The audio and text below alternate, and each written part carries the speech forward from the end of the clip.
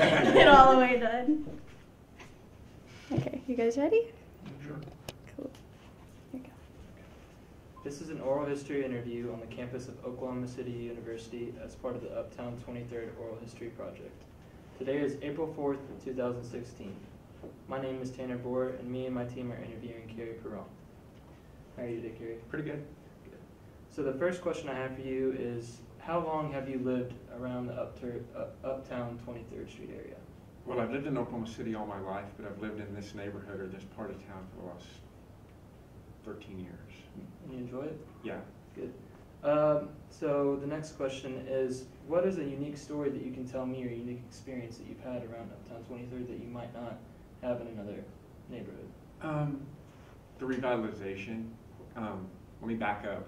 When I was probably a student here at OCU in the mid-'80s, Uptown 23rd was still a thriving business district. There was, I don't remember the stores exactly.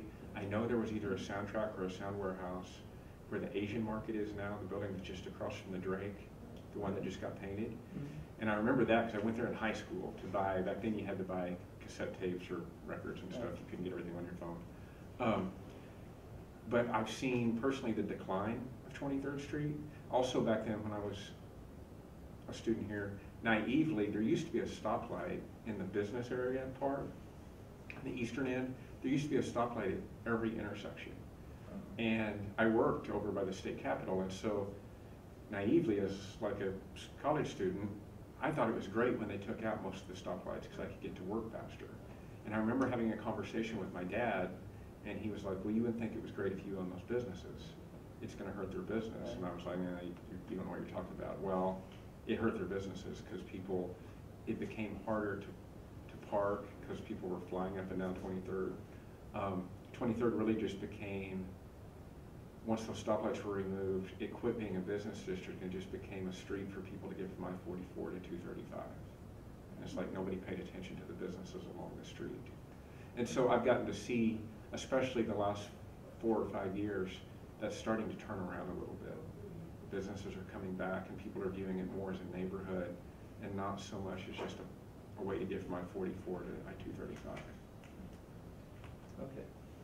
So the next question I have for you is, why does 23rd Street have so much meaning to you? Well, I live in the neighborhood and I like it to be, there's sort of a nationwide movement. When I go back even before I was your age, when I was in elementary school, Oklahoma City, the center part started dying and everybody started moving out. When I was in elementary school, Edmond was a small town. I mean, there was a gap between Oklahoma City and Edmond, and everybody lived in Oklahoma City. Well, during the 70s and 80s, everybody moved out. That's starting to reverse, and people are moving back into the center core. And it's just easier if you live in a city to be able to walk and ride your bike instead of having to take your car everywhere. And it's, so living in this part of town for the last 12 or 13 years, I've just enjoyed watching that change as people are being more, we're getting bike lanes, we're concentrating on making things more walkable. We're actually getting, when we first moved down here, I did live, most people call it Edmond, but technically it's North Oklahoma City. My wife hated the commute because she taught at Capitol Hill High School, which is on the south side of town. I worked near the state capitol at the time. And so we first moved to Gatewood, which is right across 23rd from OCU, and then we moved over into Heritage Hills. And I've loved living in this part of town because you're 5 minutes from everything. But what we didn't like about it was we moved away from where everything was. Everything we wanted to do, other than activities at OCU, we had to drive to Edmond or drive to North Oklahoma City. That's starting to change. We don't have to do that anymore. Everything we want to do now, I rarely go north of 25th Street or 27th Street. Everything we want to do is in Uptown 23rd or the Plaza District or Midtown, with maybe the exception of going to the grocery store, but even that, there's hope that that will change soon too. Okay. So you've talked about the decline and seeing the rebirth of 23rd Street in the Uptown District. So the rebirth, if you could, what would be some things that you would change about it, if there are any at all? What would you do to help or to change it? Well, if I had my wish, we'd drop the speed limit on 23rd. Yeah. We'd drop it down to like 20. And this has been done in other cities. And the main point of it isn't to, it's actually to discourage the pass-through traffic and make it more for those of us that live in the neighborhood and go to OCU, and basically push the traffic to 36th. I mean, that's what happened. I don't know if you're familiar with St. Anthony's Hospital. About 15 years ago, St. Anthony's was threatening to leave downtown Oklahoma City and move way out north like Mercy Hospital did. Mercy Hospital used to be in downtown Oklahoma City, and they left when everybody left. Well, St. Anthony's stayed. And about, I don't remember the time frame, but about 10 or 15 years ago, St. Anthony's basically told the city, we're going to move if you don't change 10th Street, because 10th Street at the time was in serious decline, and it was a racetrack just like 23rd. We didn't have the roundabouts. And the city spent a lot of money changing the traffic flow on 10th to slow it down, to make it more of a neighborhood feel, and that helped St. Anthony's stay. There were some other things that were done. The YMCA moved in where they are right across from St. Anthony's, near McNally's. That building where McNally's and Irma's Burgers, that was restored, but none of that would have happened if the city hadn't changed the traffic flow on 10th. So if I had my way, we'd change the traffic flow on 23rd and make it more of a residential type street instead of, right now it's like a sub-highway. You're taking your life in your hands if you try to walk across 23rd. Yeah. What else? Is there anything else you'd like to change? I'd love for us to get a nice like neighborhood grocery store. Right now, the only options, we have Homeland, which is okay. We go there, the one at 18th and Clausen, and we have Walmart, but we don't really have great options. I'd like to see a grocery store. We have a mix of housing, so it's not all, not everything's out of the price range for everybody that lives here. I'd like to see that stay. So there's always going to be, with Heritage Hills and Mesta Park, you're going to have the upper end. But with the Paseo district on the north side of 23rd and Jefferson Park, I hope we stay with some median range housing, so we don't just push everybody that's lived here for the last 30 years out. So you'd like to see something like a Whole Foods market or something around? Yeah, or even, I don't know if you're familiar with it, there's something called a central market that places like Dallas and Kansas City have. It's a different spin on the Whole Foods, maybe not as pricey. Right. Something like that I think would be nice. I'd like to see Homeland renovated. To me, for OCU in particular, I don't know if you're familiar with the Uptown groceries that are in, there's one at like May and Britain and there's one in Edmond. It's the same people that own Buy for Less. I don't understand why they leave our Buy for Less the way it is, Right. and they go somewhere else. If they would renovate our Buy for Less and make it a little bit nicer, that would serve the neighborhood. Do you think it'd be worth it for them to do that to Buy for Less? Well, it's working for them in North Oklahoma City.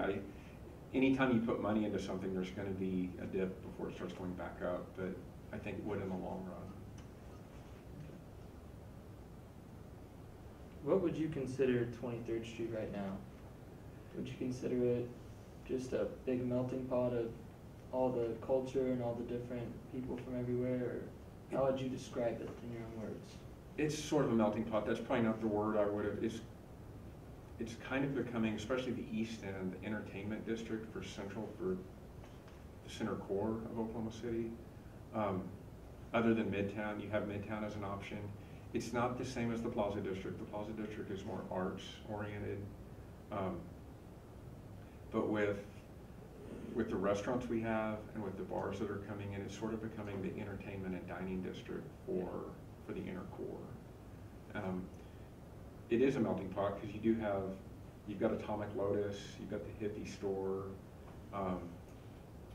you've got Cuppy's and Joe, so you've got a mix, but it's really the entertainment and dining district for this part of town. Until you get, there's OCU on this end, there's the business district on that end, and you've got this zone in the middle that really doesn't make sense. Yeah. And it's sort of we call it the auto zone, because there's like 2 or 3 different car park stores in the middle. Yeah. And I don't know if there will ever be, you can't push people out of business. While they're there, there will probably always be 2 disconnected ends, but hopefully we can figure out a way to bring everybody together. I talk with my hands a lot, sorry. It's okay. So one of my last questions is, we looked on a map in class on 23rd Street going from Classen. Well, no, it goes all the way from, what was it, 235 on the west end to, what's the highway on the east? 235 would be east, I-44 would be west. I-44 east. Yeah. Okay. Other way around. I-44 is west, and 235 would be east. Yeah. Well, this question doesn't make very much sense, honestly. I'm sorry. It says, why do you think that whole street of 23rd isn't considered gentrified? I think because there are some neighborhoods that have been gentrified, but there are some that are still, like I was talking about the affordable housing, they haven't been. That's one of the dangers that comes with revitalization, is that happens. And I don't know, I'm not an expert on preventing that. I hope everybody doesn't get pushed out.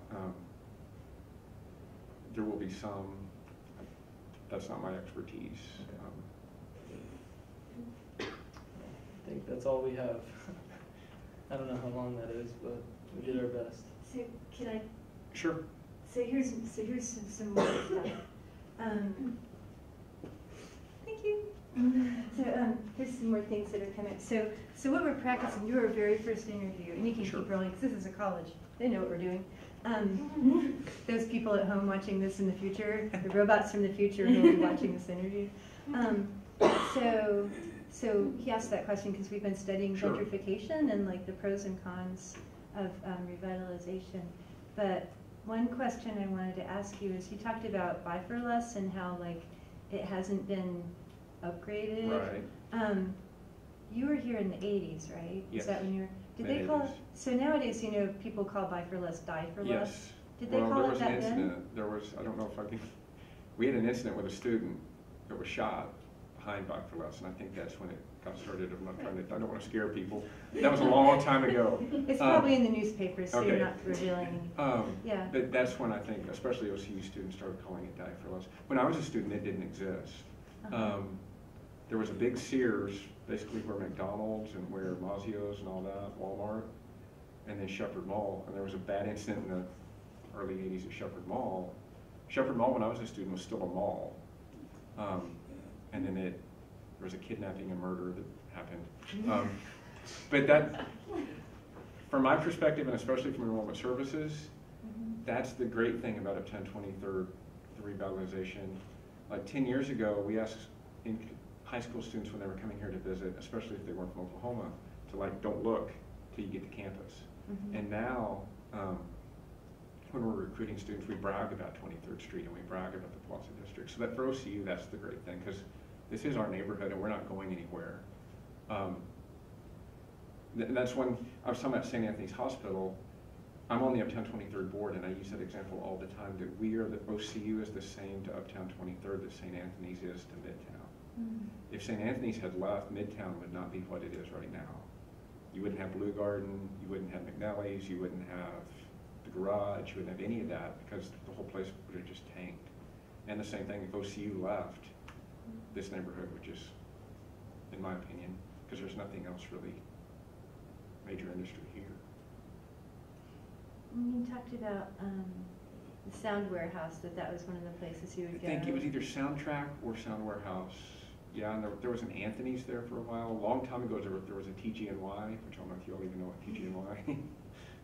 TG&Y back then, it was an Oklahoma City store, and it was very much like Walmart is now.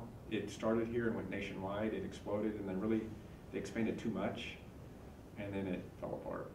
But yeah, there was a TG&Y down by the Tower Theater. The Tower Theater was in existence as an actual theater for a long time. I don't know the dates, probably like the 30s to the 70s. There was another cinema. It was the Mayflower Cinema. It's now a, it's right there by CVS. I can't think of the name of it. It's a Asian, it's like half Chinese buffet, half Vietnamese pho. That was the Mayflower Cinema, and in the dark days in like the 80s, that was Oklahoma City's XXX Cinema. Just a little bit of weird OCU neighborhood history. So there's a cool facade underneath that. They covered it up. There's like the Mayflower on the facade. There's some cool, like when they, where Backdoor Barbecue in Rockford and all that is, where they took the stuff off that, a lot of our buildings around here have the cool original facades that have been covered up.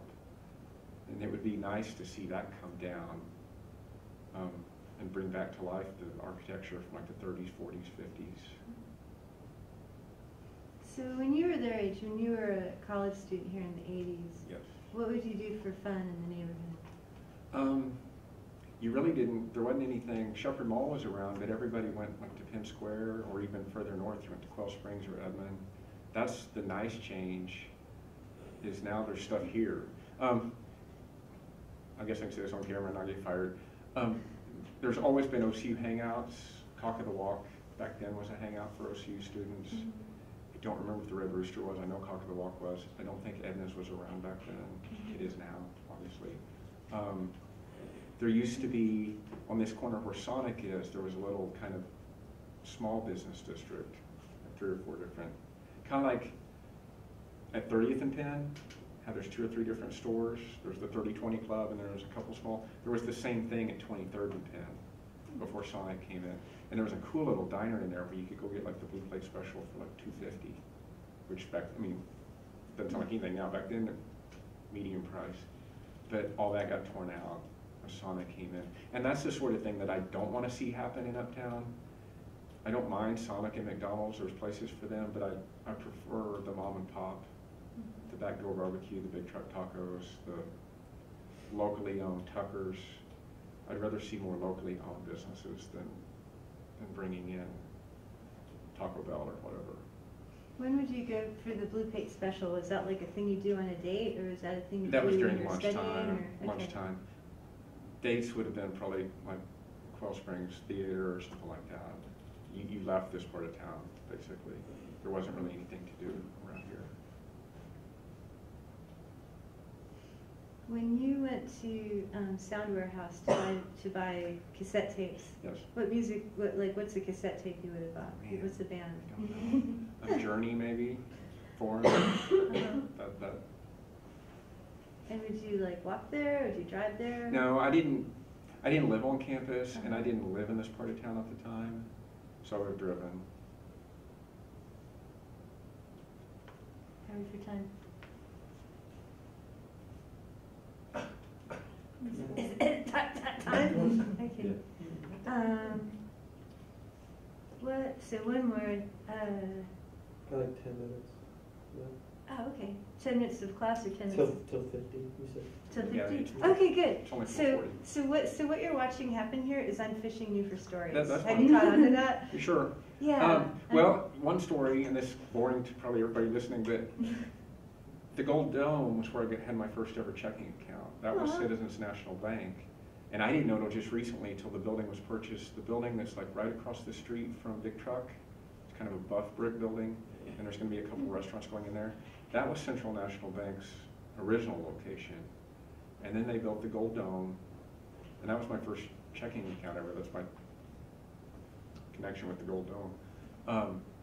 It's a really cool building. It's unfortunate that it's sat vacant for so long, Yeah. but we're hoping that there's like an owner right now, and everyone's hoping that that would be a nice location for a grocery store, especially if you're on campus. It would be within walking distance. It would probably be more of a boutique, like Central Market type. I mean, nobody like Homeland or Buy for Less is going to put anything in there. It's going to have to be like a boutique type. Do you remember when they were trying to save the dome, when there was like the... Yes. Because I don't know if they remember that. That was like a big deal, people on the sidewalks holding up Yeah, signs. you know how, I don't know if it's this way everywhere, but it is in Oklahoma. Anywhere you see a Walgreens, you see a CVS right across the street.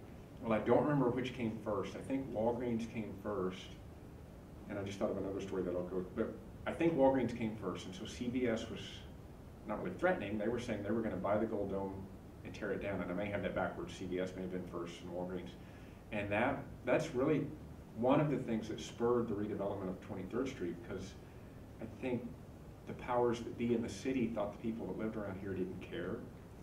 And there was a huge groundswell of Save the Gold Dome, because it is a unique, there's only like 2 or 3 other buildings in the United States built the same style. And it's a unique architectural style. And in the 70s, Oklahoma City tore down a lot of our unique buildings. And I think the people that live in this part of town remembered that, and they didn't want to see more of that. Now, what made me think of that, I know Beverly's on Northwest Expressway is popular with, I don't know if it still is, but it was popular with some OSU students. That's not really Beverly's. They sold the name. Mr. Beverly owned the Beverly chain. The original one was in front of the state capitol, like in the 40s and 50s. And then the second biggest one was where Walgreens is now. There used to be a Beverly's there. There was a Pancake Corner at Northwest Highway and Penn.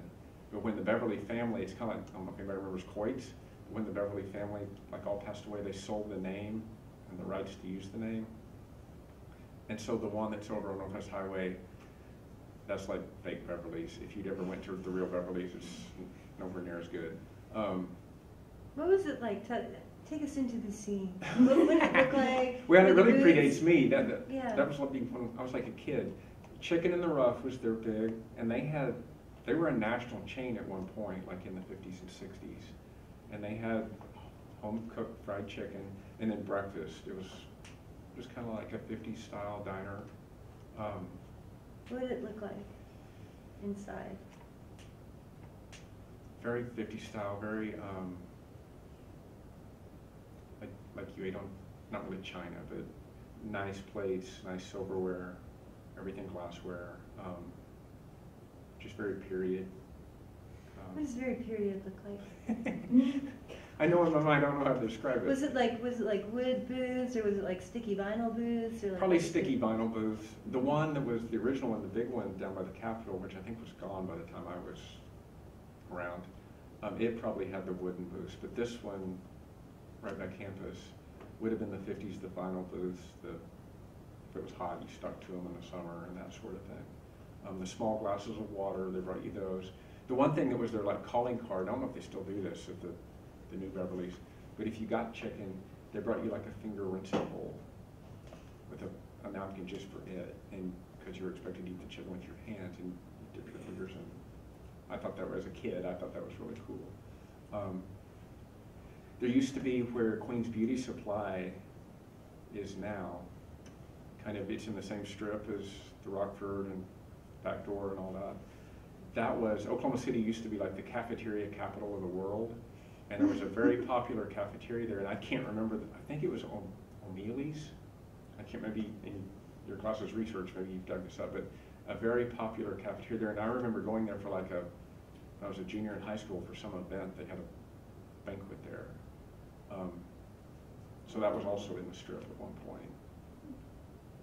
When did all the pho places come up? Because it's kind of interesting that we've got this like Middle American cuisine, and now we've got all of these like Vietnamese pho places. The Asian district really centered in this part of town and exploded in, like the same time I was a college student here. I was in high school, I went to Northeast in Oklahoma City, back before it was Northeast Academy, just a high school. And I remember the Laotian and Vietnamese immigrants coming then, and the Asian district really took off in the 70s and 80s. Now, I don't know, the pho restaurants really, that's kind of more recent, but the community, especially on Classen, really developed in the 80s and got a foothold. And that part of town went through revitalization. The Asian district really changed a lot of the Classen stretch by OCU. How do you think the Asian district has affected, like Tanner asked about the whole melting pot idea, what do you think culturally, how would you describe, like, and I'm trying to think of different ways to ask it. One question more specific would be like, can you personally remember the first time you had a bowl of pho, or like something you like didn't expect? Well, no, I was working, I don't remember if I was working as a college student or if I was already out and working, but I had a coworker that he was, I'm trying to remember if he was Vietnamese. I don't know if he was Vietnamese or a different nationality, but he loved pho, and we went to, over here at Hank's Barbershop, the little strip, I don't know where I'm pointing, by camps, and that's where I had my first, and he walked me through, like, this is what you order, this is what you get. And I remember thinking it was really kind of weird, but I love it. I don't go all the time, but I go a lot.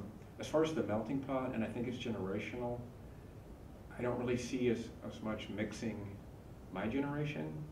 I think the Asian district, people sort of keep to themselves, but I think the next couple generations or the next generation, I think there is more mixing in with the general culture.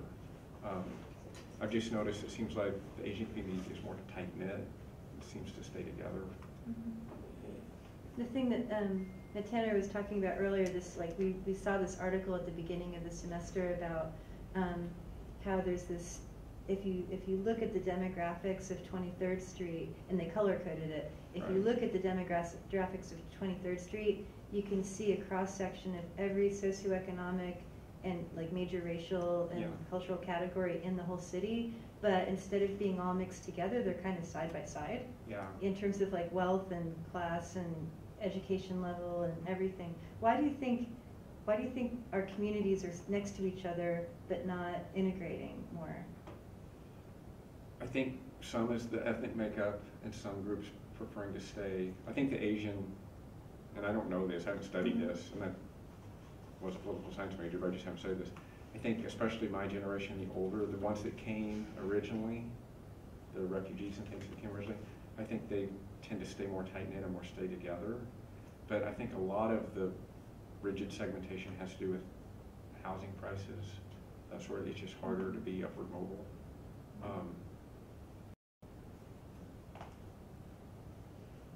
And you now, you're on the Uptown 23rd board. Yes. And you came here for an undergrad, and you stayed and came to law school here Yes. too, right? So, so why do you care so much? Why does Well, this? 'cause it's my city, and this is my part of town. I did the Edmond thing for a few years and hated it, just to be honest. Yeah.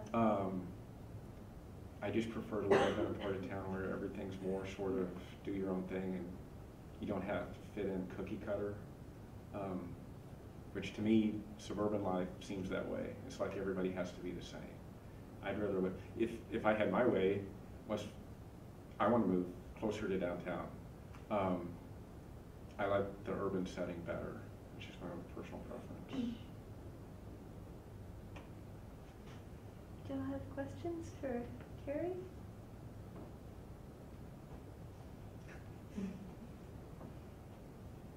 I have one more. Okay. It's the last one, I swear, unless Tanner brings us home with something else. Something else we're talking through as a class is we're going to be updating the Wikipedia page for Uptown 23rd District. Cool. Because right now it's kind of like empty. If we could name just maybe 2 things that the world should know, the whole world, the whole English-speaking Wikipedia-using world could know about Uptown 23rd, what should we mention? Oh, I don't know. Well, you've got to mention OCU. I think it's starting to lose, not really appeal, but it doesn't mean as much as it used to. That 23rd Street was part of Route 66, because that's a historical tie-in. And not all of 23rd, it would have turned it at Western, actually. I don't even think it came to Classen, I think it turned at Western. It would have come up Lincoln by the Capitol and around. That's a good one. One thing I did leave out, just historically, that I want to throw in, because really some of the pioneers, I think, have been, Cheevers is recognized in Big Truck Tacos as being like the first, but they weren't really. There was a restaurant for a brief time called Tom and Jerry's. It was where the Mexican restaurant is. It's just next door to the campus, basically. I can't think of the name of it, but there's like the Family Dollar and then the Mexican restaurant. And Tomas Batista was an alum from like my graduating class. And they were like great chefs and could have opened a restaurant anywhere in Oklahoma City. And they chose purposely to open one because that was back when everything was really bad down here. And so they were really the pioneers on the street, and I think that's been lost along the way. So I would like to mention that tie-in just to give them credit for what they did, because they really took a risk. Because at the time, the next best place to eat on 23rd was like Arby's. And they put in a really nice restaurant and kind of changed the mindset. And I think that it gave Cheevers, okay, if they can do it, we can do it. And then when I was a student, Big Truck was like a hole-in-the-wall donut place. And I think a long time ago, obviously by looking at it, it was a drive-in of some description. I don't know what kind. Could you say Tom's name again? For Tomas the record? Batista. Tomas Batista. Tomas, yeah. Okay. Why do you think food culture is so important to changing a community? You've named a lot of restaurants during this interview. Well, that's what kind of what Uptown's known for the Plaza Yeah. District's more and the Paseo are both more the art galleries. Maybe it is because we are sort of a melting pot. Maybe not, we're an unmelted melting pot. We have all the ingredients, but nobody's stirred yet. And maybe food is the one thing that brings everybody together.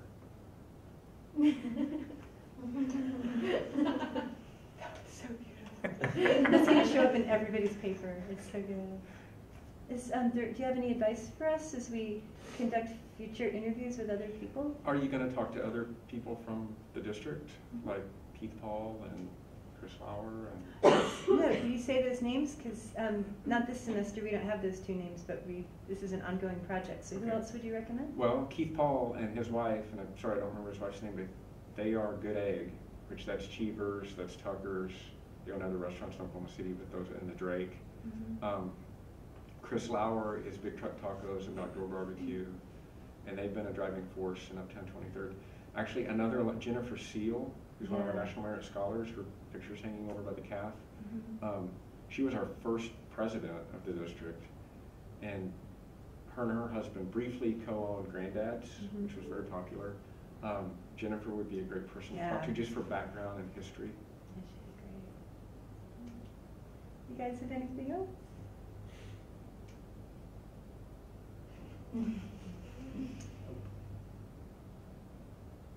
Well, this concludes our portion. Unless you say anything off, afterwards. Well, thank you so much for being here.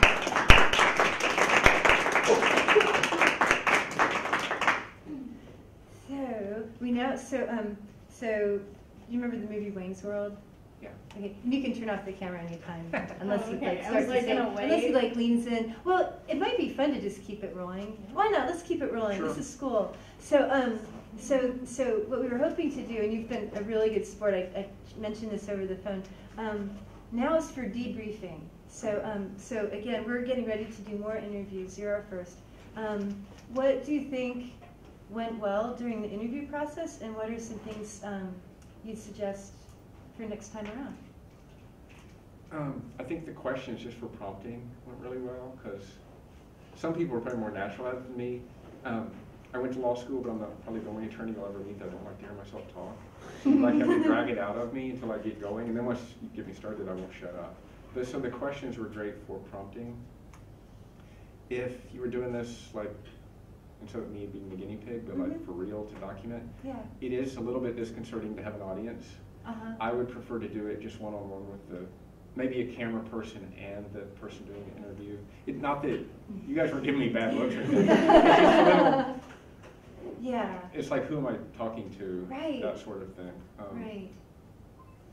Yeah, on Wednesday we're going to have James Cooper. You know James, right? James Fenimore Cooper, Oh, the sidewalk guy. Yeah. And I asked him to do it with the whole class because he's such a showman. I knew he'd rather have a big audience, but then we're also doing Diane Shaw. Lambeth, do you know her? She used to be the administrative assistant in humanities, and her family has a house on 23rd, and she said specifically she'd rather be in a small room, so we've got a mix. I think for most people, unless they're real flamboyant and like to be a showman, they'd rather be an interviewer, maybe a camera person. Yeah. What about you guys, the interviewers? Now that you've had this experience, what's something that you would pass on to them to help them get ready for this experience? Write more than 7 questions. Unless you're just good at talking to people. Because, I don't know. It was just, I've never done an interview, so like whenever the camera was rolling, like, it's just so weird. Like once you get up here, you'll understand, but it's hard to like pay attention, like be connected with him and like try to think about the next question and think about his stories and how, like, can I talk about that? Can I ask questions about that? How does this relate to that? She did awesome. Like, take notes on her, don't take notes on me. I thought you seemed really composed, actually, when I was trying. watching. You seemed very, I thought, professional. Thanks. Yeah. That way. I can add in something about the food. What was it? I can add in something about the food.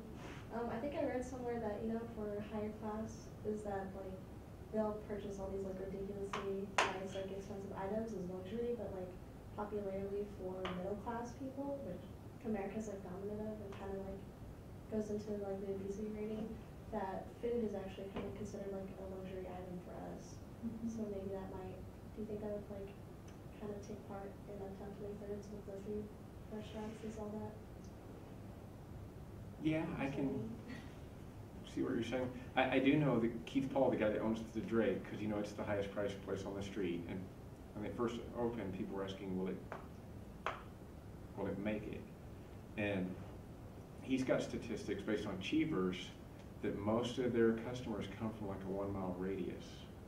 And so he's not concerned. But I understand, because like, we don't go out every night, because yeah, you can't afford, it's more of a treat type. But I think our population is large enough to support a district like this as kind of a once a week treat or once a month treat type, if that makes sense.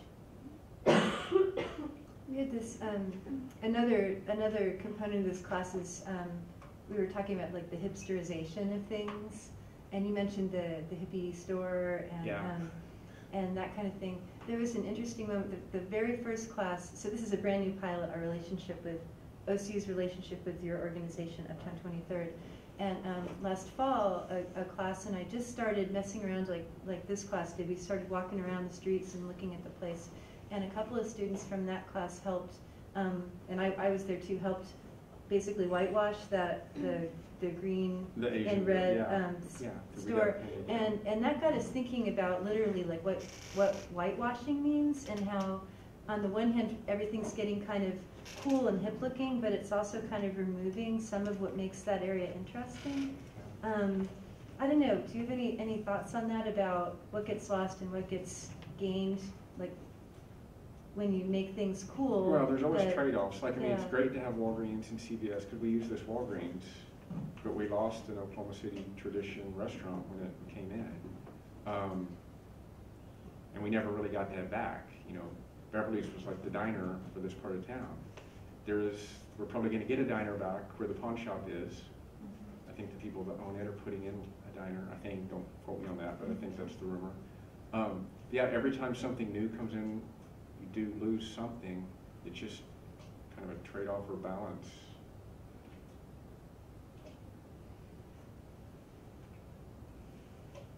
You've been fantastic, and I love your shoes. Thank you for being here. Sure. Okay, we can really be done.